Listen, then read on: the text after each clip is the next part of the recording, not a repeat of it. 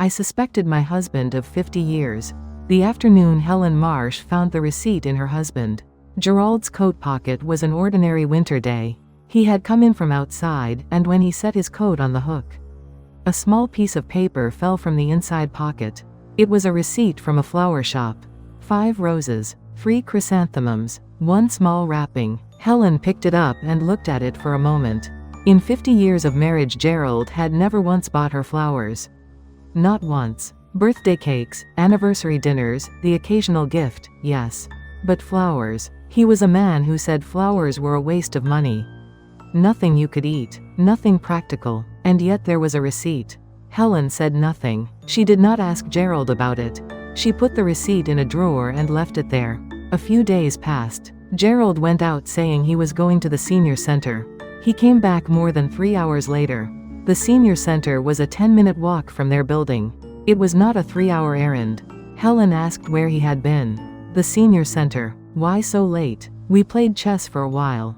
Helen said all right, but she noticed that he was taking his coat off in a hurry. The way a person does when they want to move past something quickly. She knew she was beginning to suspect him. She could not make herself stop. 4 days later Gerald's phone was sitting on the kitchen table. He had gone to the bathroom. Helen looked at the phone. She knew she should not pick it up. After 50 years of marriage, looking at someone's phone without asking was not something she wanted to do. Her hand reached out anyway. She opened the call history. There was an unfamiliar number that appeared many times. Some calls received, some made by Gerald. No name saved, just numbers. She put the phone down. Her hands were shaking. Gerald came back. Helen went to the kitchen as if nothing had happened. From that evening she could not sleep properly. She lay awake every night. Whose flowers were those? Who was the number? He said he was at the senior center for 3 hours. But why had he taken his coat off so quickly? She could not tell their daughter Linda. What would Linda think of her father? She could not tell their son Robert. Robert would take his father's side. She carried the suspicion alone. 2 weeks passed. One evening Gerald said, "Helen, I need to take a trip tomorrow. Just for the day." "Where?" "Fairly far." "With who?" "By myself." Helen felt something fall in her chest. "By myself? Why?" "I have something I need to do." She did not ask more. She had the feeling that asking would only produce another deflection, and she was not sure she was ready for a real answer. That night she lay beside him thinking about 50 years. The man who woke before dawn and went to work without breakfast. Who drove home in the middle of a late shift when the children were sick. Who stayed at the rehab facility every day for 6 weeks. After her knee replacement, bringing lunch and dinner. Who that man was. And now, she cried. She could not have said whether it was grief or anger or something. She had no name for. In the morning Gerald got up early. Helen lay still with her eyes closed, listening. The sounds of him getting ready. The quiet way he opened the door and left. She stayed with her eyes closed until the apartment was completely silent. Then she got up. She did not make breakfast. She could not eat. She sat in the chair by the window. What should she do when he came home? Should she ask him directly? Should she say nothing and simply keep going? Should she call Linda? She was sitting there, not quite thinking, when her phone rang. Gerald. She looked at it for a moment. Then answered. "Helen, yes, I'm on the train. It'll be about 3 hours each way."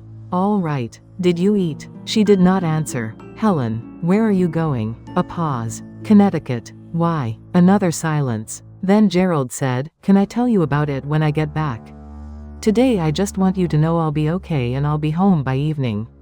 Helen felt something sink. "Can I tell you when I get back?" That meant there was something to tell. Something decided. Something she was not going to like. "Okay." The line went quiet. Helen spent the rest of the day doing almost nothing. She did not eat lunch. She turned on the television and turned it off. She sat and stood and sat again. In the afternoon Linda called. "Mom, Dad called me and said you might be having a hard day." Helen stopped. "What?" "He called this morning and asked me to check in on you. He said you haven't been eating well lately and he was worried." Helen could not speak. "Mom, have you eaten today?" "Not yet." "Why? Are you feeling okay?" Tears came to Helen's eyes. She could not have explained them. "Mom, I'm coming over. Give me an hour." Linda came with food from the grocery store. A rotisserie chicken and bread and soup. Helen's favorite soup. While they were eating, Linda said, "Mom, where did Dad go today?" "Connecticut," he said. "Oh, right." She made a face that meant she knew something. "You know something?" "Yes, I do actually." Helen set her spoon down. "Tell me." Linda paused. "He told me not to say anything to you. But you don't look well, Mom." "Linda, if I tell you, Dad is going to be upset with me." "Tell me." Linda exhaled. "Dad has a friend, Frank Donnelly. They've been close since high school. Frank is very sick. He's been in a care facility in Connecticut for a few months now. Cancer. Dad has been going to see him once a month. He didn't want to tell you because he knew you'd want to come. And the trip is long and hard on your knee. But he didn't want to go alone either, so he asked me to go with him sometime. We're planning to go together next month." Helen was very still. "And the flowers? He bought those for Frank. Frank loves flowers. Dad brings some every time he goes. He asked me what kind and I told him. Roses and chrysanthemums look nice together." Helen's vision blurred. The receipt. The flower shop receipt. 5 roses. 3 chrysanthemums. That was where they had gone. The unfamiliar number. Frank's care facility. The day Gerald came home from the senior center so late. He had probably been on the phone with Frank or the staff there. The coat he had taken off quickly. He was tired. "He didn't tell you because he knew you'd insist on coming," Linda said. "And he didn't want you to have to make that trip with your knee. But he said going alone was starting to feel heavy. So he asked me." Helen sat without moving for a long time. 50 years of marriage and not one bunch of flowers for her. And here was her husband bringing flowers every month to a dying friend. Quietly, without telling her, because he knew she would worry. Because he knew her knee was bad and he did not want her making that long trip. And she had spent 2 weeks believing something terrible. Helen cried. Linda leaned over and put her hand on her mother's. "Mom, are you okay? Did you think something else was happening?" Helen shook her head. "No, I'm fine. Don't tell Dad I said anything. He'll be mad at me." "I won't." After Linda left, Helen went to the drawer and took out the receipt. She had kept it there for 2 weeks. She looked at it for a long time. 5 roses, 3 chrysanthemums, for a sick friend who loved flowers. She folded it and put it back in the drawer. This time not as evidence of anything. As a memory. Gerald came home after 6. She heard his key in the lock. She came out of the kitchen. "Did you eat on the train?" "I had something." "That doesn't count. Sit down." She heated dinner and set it in front of him. He ate and looked at her across the table. "How was your day?" "I just stayed in." Linda came by. Linda came. She brought food. We ate together. Gerald smiled. There was something relieved in it. "Good." Helen watched him eat. A man in his mid-70s. Shoulders a little rounder than they used to be. Slower with his fork. But eating well. Drinking his soup. She thought this man rode a train alone to Connecticut today. To see a dying friend. He brought flowers. He did not tell me. Because I would have worried. He has done things like this for 50 years. Things he does without announcing. Things in places I cannot see. Things he does not ask to be thanked for. And I spent 2 weeks thinking the worst of him.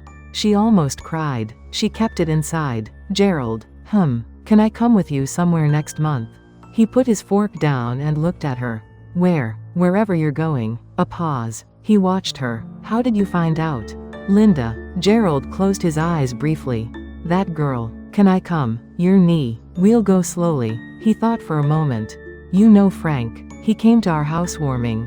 Loud guy. Told that terrible story about the fishing trip. Frank Donnelly. Of course I remember him. He's a lot quieter now." That landed on Helen in a way she felt in her chest. "Let me come. I'll bring something homemade." Gerald was quiet. He took another bite. Then he said, "Okay. Come with me." Helen slept that night. The first real sleep in 2 weeks. Lying there she thought about suspicion. How it was not born from nothing. It was born from not seeing. Not seeing meant not knowing. Not knowing meant fear. Fear became suspicion. But once you knew, what had been in the place of suspicion became something else. Gratitude. And something close to shame. The following month Helen made a batch of her chicken soup. She filled 2 containers, one for Frank and one for the staff. Gerald looked at it. If these stories matter to you, please subscribe. We bring you a new one every week from the quiet places where real love works.